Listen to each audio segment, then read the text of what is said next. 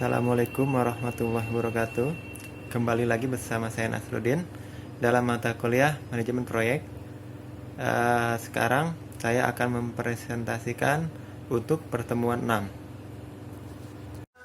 Oke, baik, ini manajemen proyek untuk pertemuan 6 yang membahas pelaksanaan proyek.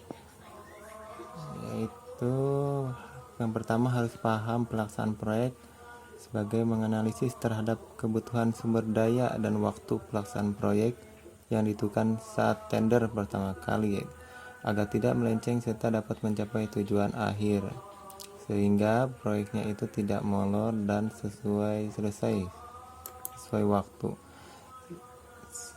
Seperti ada visi dan misi, yaitu misi berdasarkan alasan dan visi berdasarkan tujuan. Kompleksitas dan risiko yang harus dimiliki dari proyek, yaitu proyek memiliki kompleks dan risiko serta masalah yang melibatkan berbagai disiplin ilmu karena setiap proyek memiliki banyak kebutuhan seperti finansial, SDM, material, dan itu banyak sekali disiplin ilmu yang terdapat di sana. Terus proyek pengambilan keputusan pun harus berpedoman pada visi dan misi yang tadi disebutkan, yang sebaiknya dibuat berdasarkan aspirasi anggota setiap organisasi. Terus proyek juga tidak menerapkan organisasi yang bersifat tetap, jadi setiap proyek itu pasti organisasinya berbeda-beda. Hakikat pelaksanaan pekerjaan yaitu komponen sistem kerja yang baik tersusun atas organisasi, tenaga kerja, pelaksana sesuai dengan bidang.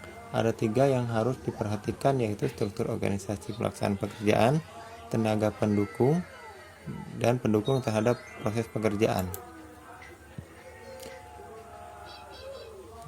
Tugas dari pelaksanaan proyek itu pada umumnya menerapkan sistem keselamatan kerja yang bersifat lapangan, yaitu yang terdiri dari memahami proyek yang akan dibuat, memimpin dan mengendalikan pelaksanaan pekerjaan, membuat laporan dari setiap daily yang pencapaiannya, evaluasi dari pekerjaan per daily, pemeriksaan dan pengukuran hasil, serta laporan hasil dari proyek itu sendiri. Itu manajemennya terdapat 3 aspek utama dalam manajemen pelaksanaan proyek, yaitu kerangka pelaksanaan proyek. Di dalamnya terdapat berbagai perencanaan dari suatu proyek. Hal ini termasuk pada prosedur perencanaan proyek.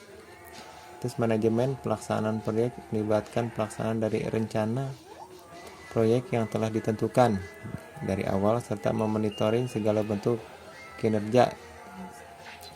Berarti prosesnya seperti controlling. Manajemen penutupan proyek yaitu berupa laporan penghentian proyek dan pengulasan kinerja ataupun evaluasi dari proyek. Operasionalnya yaitu penggunaan sumber daya pada suatu proyek dalam paket pekerjaan yang dijelaskan secara rinci serta diekspresikan dalam istilah nonometer. Biasanya biaya aktual, waktu aktual, dan pencapaian aktual yang akan dibandingkan dengan semua estimasi tersebut dengan rencana awal yang bersifat laporan, kuantitas laporan, penggunaan laporan, audit atas proyek, evaluasi kinerja, dan evaluasi hasil. Mode standar, mode pelaksanaan pekerjaan konstruksi gedung. Contoh, pekerjaan pendahuluan, pekerjaan tanah dan pasir, fondasi, pekerjaan beton, pembuatan kuda-kuda, pekerjaan lantai, instalasi listrik, pekerjaan cat, pembersihan, masa pemeliharaan, ketentuan tambahan. Ini adalah siklus hidup dari sebuah proyek konstruksi gedung, mana dapat dari pendahuluan sampai akhir masa dari pemeliharaan ketika gedung itu sudah berdiri.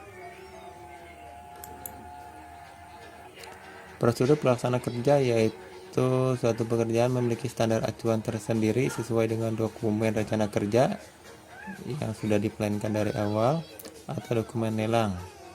atau tender. Akan tetapi yang dibahas mengenai pelaksanaan pekerjaan di lapangan, yaitu yang dibahas adalah rapat prakonstruksi, pengukuran ulang lapangan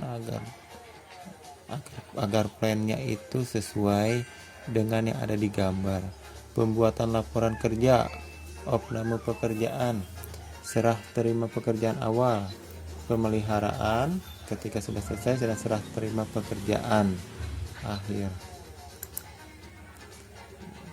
Sekian presentasi dari pertemuan 6. Terima kasih.